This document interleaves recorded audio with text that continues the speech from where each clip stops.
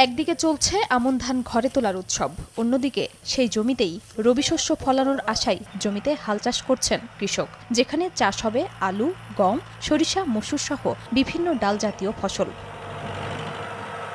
তবে চাহিদা মতো সার না পাওয়ায় চাঁপাইনবাবগঞ্জে রবি শস্য চাষাবাদ নিয়ে দেখা দিয়েছে শঙ্কা। অনিশ্চয়তায় পড়েছেন জেলার সদর, নাচুল ও গোমস্তাপুর উপজেলার কৃষক।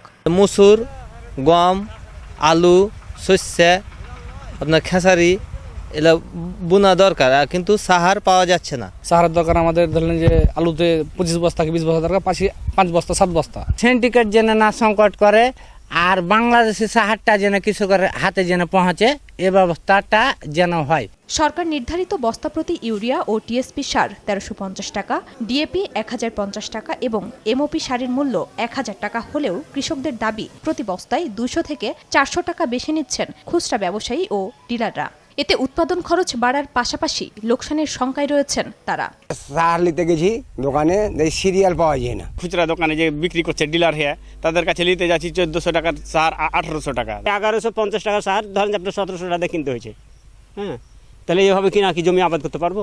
বাজার মনিটরিং বৃদ্ধি ও কৃষিতে সার ব্যবস্থাপনায় কৃষক প্রতিনিধিদের অংশগ্রহণ নিশ্চিত করার দাবি কৃষক নেতাদের। সার সংকট নেই জানিয়ে নির্ধারিত মূল্যের অতিরিক্ত নিলে ব্যবস্থা নেওয়ার আশ্বাস কৃষি বিভাগের।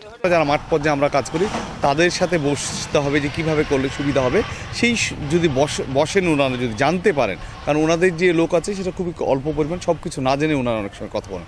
এটা জানলে হয়তো ওনাদের জন্য সহজ হবে। সরকার নির্ধারিত মূল্য যাতে সার বিক্রি হয় সেজন্য আমাদের উপজেলার সার বীজ মনিটরিং কমিটি আছে, আমাদের জেলার সার বীজ মনিটরিং আছে। আমরা সার্বক্ষণিকভাবে মনিটরিং করতেছি এবং ইতিমধ্যে আমরা যেখানে যে ধরনের অনিয়ম পাচ্ছি সেটা আমরা মোবাইল কোর্টের মাধ্যমে আইনের ব্যবস্থা নিচ্ছি। জেলায় চলতি বছরে সারের কৃত্রিম সংকট, অবৈধ মজুত ও পাচারের অপরাধে ডিলার ও খুচরা ব্যবসায়ীদের 70,000 টাকা জরিমানা করেছে স্থানীয় প্রশাসন ও কৃষি বিভাগ। সময় সংবাদ, চাঁপাইনবাবগঞ্জ।